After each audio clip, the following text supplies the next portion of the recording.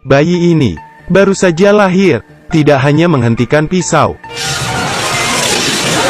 Ia juga dapat mengeluarkan api. Dia memiliki kumis lucu di mulutnya. Ia mungkin kelihatan aneh. Mari kita lihat orang tuanya. Maka kamu akan tahu, ayahnya adalah Adam, seorang miliarder. Istrinya adalah zombie yang elegan. Anak mereka bukanlah anak biasa dan aneh. Putri sulungnya, Jen, mirip dengan ibunya. Ia suka gotik. Hobinya adalah memainkan permainan pembunuhan. Anak lakinya, Ben, sangat mirip dengan pamannya. Sama-sama tidak punya akal sehat dan bodoh. Rumah mereka memelihara binatang yang aneh, yaitu sebuah tangan kanan. Dia tidak hanya cepat, ia dapat roller skating dengan berbagai macam trik.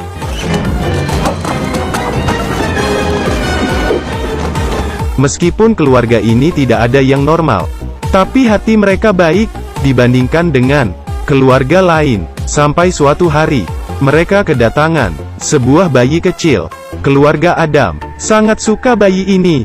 Bayi itu diberikan 7 pisau di atas ranjangnya. Disiapkan juga mainan yang imut. Tetapi Jen dan Ben tidak senang, terutama Jen. Dia khawatir cinta orang tuanya direbut oleh adik laki-lakinya di malam yang gelap dan berangin. Mereka membawa bayi itu ke atas atap, kemudian mereka melemparnya. Saat Adam membuka jendela, ia kebetulan menangkap bayi itu. Untung masih selamat. Sedikit lagi akan menjadi cerita horor. Saat orang tua mereka tahu kejadian ini, mereka merasa ini tidak baik untuk bayinya. Oleh karena itu, mereka merekrut pengasuh muda yang cantik. Tugasnya adalah menjaga bayi itu. Tetapi paman aneh itu jatuh cinta pada pengasuh cantik itu dan terperangkap dalam pusaran cinta. Dia sering bersembunyi di sudut untuk melihatnya. Pengasuh itu juga sengaja menggoda paman itu. Pengasuh itu mempunyai rahasia. Saat semua orang pergi, ia akan menunjukkan sifat aslinya. Dia menyelinap ke ruang belajar dan menemukan banyak tumpukan saham, obligasi, dan akta kepemilikan di rumah. Ekspresinya sangat menyeramkan. Identitas aslinya bukanlah sebagai pengasuh, melainkan sebagai pembunuh. Ross, dia memilih orang kaya dan masih bujang. Dia akan merayu dan membunuh mereka saat malam pertama, dan akan terlihat seperti kecelakaan. Ia dikenal sebagai Ross. Ia pandai menyamar dan susah ditangkap. Tujuan dia kali ini adalah pamannya. Keluarga Adam, segalanya berjalan lebih baik dari yang diharapkan. Dengan bantuan Adam, hubungan keduanya berjalan dengan baik. Ross merayunya dengan cepat, dan paman itu langsung jatuh hati. Ia pelan-pelan masuk ke perangkap. Keduanya menikah di kuburan dengan tema gotik. Hal yang ditunggu oleh paman sudah tiba. Aku tahu kamu gugup. Aku juga gugup. Saat malam pertama, Ross bertanya kepada suaminya, "Apakah kamu bersedia mati untuk saya?" Paman yang sudah terpikat segera menjawab, "Saya bersedia." Ross kemudian mengeluarkan ekspresi yang jahat. Di bawah cahaya yang berkedip-kedip, Ross sangat puas. Tapi dia tidak menyangka, tidak hanya paman tidak tersetrum, dia bahkan membuat kejutan kecil untuknya. Meskipun paman tidak pintar, tapi dia memiliki kekuatan super, yaitu dia tidak dapat terluka. Rencana Ross segera gagal. Ross menggunakan cara lain. Ross merayu paman dengan pelan-pelan. Ross segera menguasai harta paman.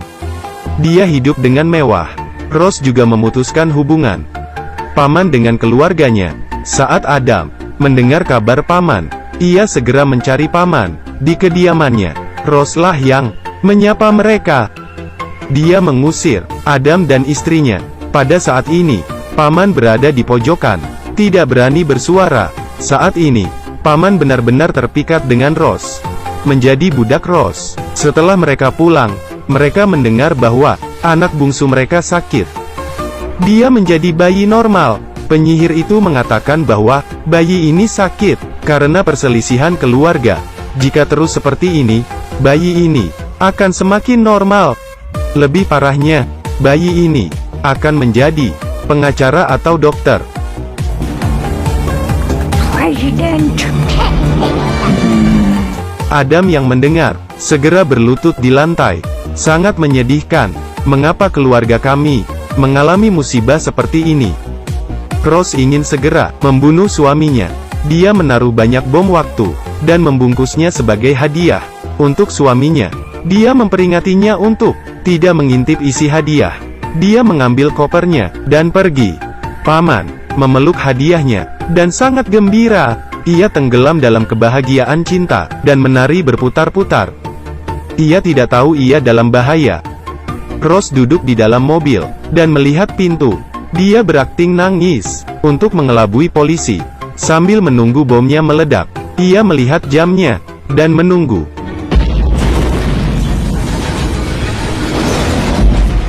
Rumah itu langsung berubah menjadi abu, dan berasap. Ia kemudian turun dari mobil, dan berpikir bahwa ia akan kaya. Di saat ini, paman keluar. Ia keluar dari asap, sambil memegang makan malam buatannya. Ross kemudian mengambil pistol, dan berteriak, "Kamu akan mati!"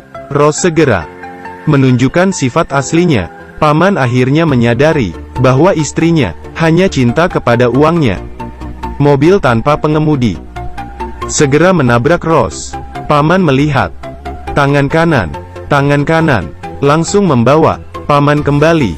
Ross yang jahat tidak menyerah. I'll get you and your little hand too.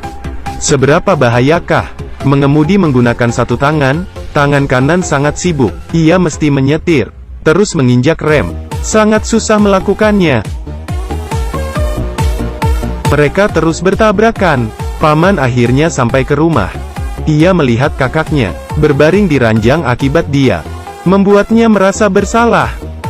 Dia berjanji untuk tidak tergoda oleh perempuan yang cantik. Keluarga Adam bersatu kembali. Di saat ini, Ross datang, membawa pistol, dan berdiri di depan pintu. Dia mengikat semua orang di atas kursi listrik, beserta tangan kanan. Tapi Ross lupa satu orang, yaitu si bayi yang baru lahir, bayi super. Dia merangkak, dan mengambil sebuah pisau.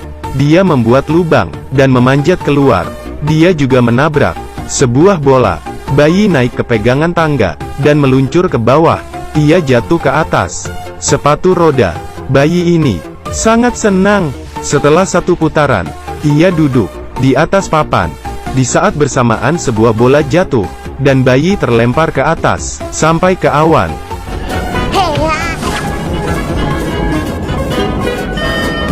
Di saat Ross ingin membuka aliran listrik, si bayi jatuh tepat di sebelah kabel. Dia mengambil kedua ujung kabel dan menghubungkannya. Arus langsung berbalik, dan Ross pun tersengat.